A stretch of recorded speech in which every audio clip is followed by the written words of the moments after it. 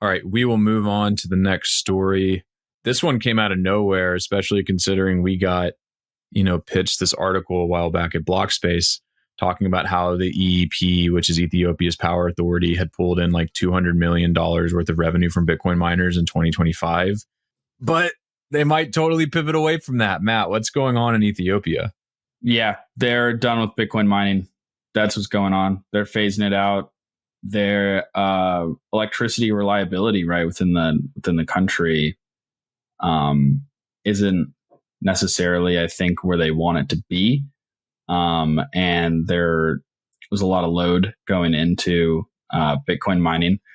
Are they timing the market? Would be my question. Are they selling the top? Is kind of a fun question to pitter patter around with. But I mean, this is an example of jurisdictional risk if you are an operator where you're setting up your operations. We saw this with Kazakhstan a couple years ago, post China mining ban, right? And of course, with the China mining ban, we saw it there too. This directly affects some publicly listed companies because were anticipated plans to expand in Ethiopia. If you'll scroll down a little bit, I believe it's Bitdeer, Canaan, Phoenix Group, BitFuFu, and BitMining is what the Miner Mag has cited here in the article. But Ethiopia started as a kind of a mini hub in 2023, and this is the result is now, at least what we can glean, is that they're shutting things down as of now in 2025. Yeah, what's interesting about this is I actually messaged some sources in Ethiopia to ask them about this, and one of them said, I'm quoting here, EEP, that's Ethiopia Electric Power, isn't just halting new crypto mining permits, it's signaling the end for current operators too, with license renewals now in doubt. So part of this article, my biggest question was, it said that they're not going to allow any new license and they would gradually phase out older ones. I'm curious what that process looks like and if they'll actually go the full 9 yards and just kick all of them out eventually.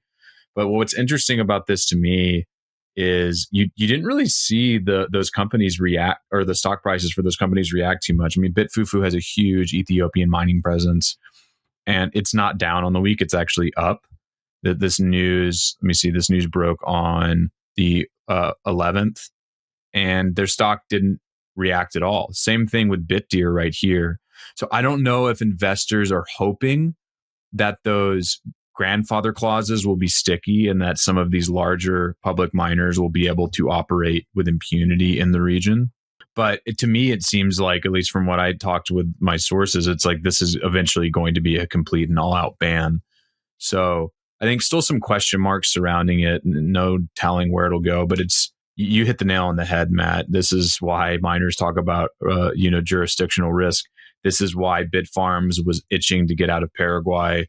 Not saying Paraguay is exactly like Ethiopia, but they were getting comments from investors a lot saying, well, why are you building there? We can't price in risk for that market. We know nothing about the geopolitical, or we know nothing about the socio-political landscape over there. Just build in the US. And so they sold their farm to Hive. And similar with here, I think this is part of the reason why some of those companies like BitFuFu are significantly underpriced in terms of the hash rate they have under management, because investors don't want to have to deal with shocks like this, right? And they do happen more often than not, especially in these countries with cheap power that aren't as developed maybe as some of the mining hubs that we're used to. Thanks for watching. Be sure to like and subscribe to the channel so you don't miss any of the episodes we put out. Also, check us out on Spotify, Apple, and elsewhere.